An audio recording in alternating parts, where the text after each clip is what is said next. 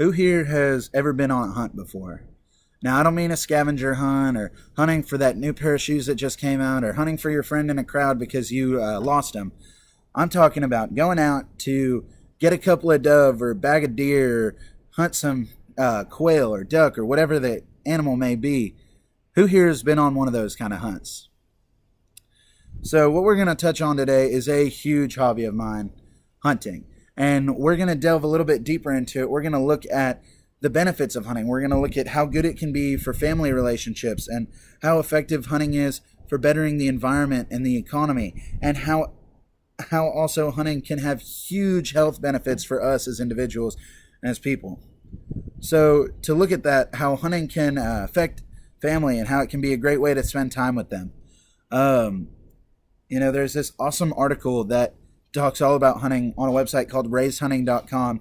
And in that article, they talk about how spending time with a group of like-minded individuals helps build a community of trust and belonging. That is critical for young children to feel. So if it's critical for the development of young children to have this community, then we're going to look at ways that they can be in that community. And a big way that they can be in that community is this hunting environment, where they're going out to a deer lease together, they're going out to a campground to go dove hunting, or they're going to go to Washington together to go on some special kind of elk hunt or whatever it may be. But this article goes on to talk about how it gives parents a way to teach and spend time with their kids. And kids grow up so fast, and you've got to take the time with them to cement these relationships for the future. Because if you wait till your kid is in their teens, it's not going to be a good situation. You got to get kids early, and there's a great opportunity here with hunting. Personally, I can speak to this a lot. I grew up hunting with my grandpa and my brother, and let me tell you, there are no more vivid memories and enjoyable memories from my childhood than those experiences with them. But to kind of move on from that, we look at how hunters can help the environment and the economy. As far as the environment's concerned, let's look at animal populations. At the turn of the century, before hunting became really popular again, the elk population was around 40,000, and the deer population of the United States was around 500,000. Now, after mega farms and game ranches and things of that nature have come into place, and people have wanted this to become a main source of meat, the elk population has skyrocketed from 40,000 to 1 million, and deer have gone from 500,000 to 33 million. That is all thanks to hunters who fund wildlife management programs and who work on breeding programs for these wildlife, so that we can get to a point where we're producing so much of these, because we don't want to just kill off the population. That is not the point of hunting at all. We want to develop them up. I've honestly never met someone who cares more about the animals that they hunt than a hunter.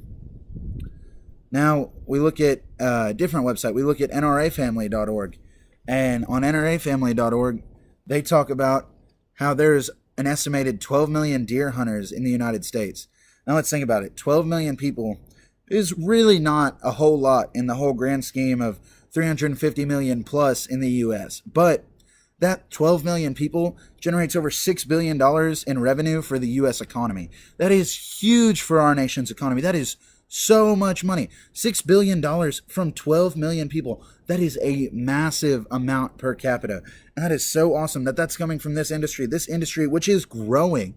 It's going to remain a boom for the economy for years and years to come. But beyond this, we can look back on how it's good for our health as people, as humans. And we look at it. Look at Michigan State's Extension Agency. They talk about the objective of hunting being to bring home game meat. That is so true. Game meat is almost always a lean protein. You look at venison from deer and elk meat, they're both so incredibly low in fat. So you can go and you can get that 98% lean from the hamburger section at H-E-B or Walmart, wherever you buy your groceries, but you're still not going to get as healthy of an option as that deer burger or that elk steak, whatever it may be. And trust me, there is not anything more enjoyable than eating a backstrap that you harvested yourself. But beyond this, we look at this huge boom we've had in organic production. All these people who want to eat clean food that wasn't affected by pesticides or chemicals or anything of that nature. That's what grocery store food goes through. Yes, there's the organic food in the grocery store, and it's $5 a pound for the same meat that would be $3 a pound if it was conventionally produced, and that's, all well and fine. But if you look at this, if you look at meat that comes from hunting, this stuff is constantly coming back clean and organic. It's always going to be organic because there isn't anybody out there to feed it different things that would be treated with pesticides. It's not going to have that as a possibility. And so, we look at hunting and, we think, there's this terrible stigma around hunting, but in all reality, it's this awesome experience that is great for humans. It's great for us to develop as families. It's great for our health, and it is great for our economy and our environment. And I really urge you to at least learn more about hunting.